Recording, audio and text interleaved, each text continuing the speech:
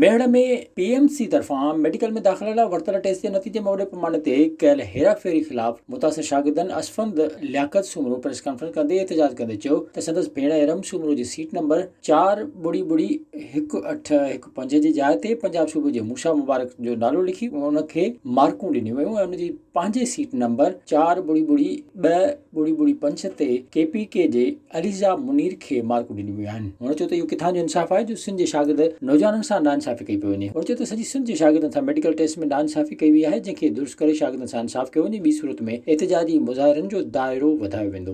असांजो जेॾीमहिल roll number पंहिंजो हणूं था त उन में असांजे पंहिंजे नालनि ते स्कोर घटि ॾिनो वियो आहे। उन खां बाद में मूं वटि हे प्रूफ पियो आहे। मुंहिंजी सिस्टर आहे इरम सुमरे जो रोल नंबर आहे 4001-815।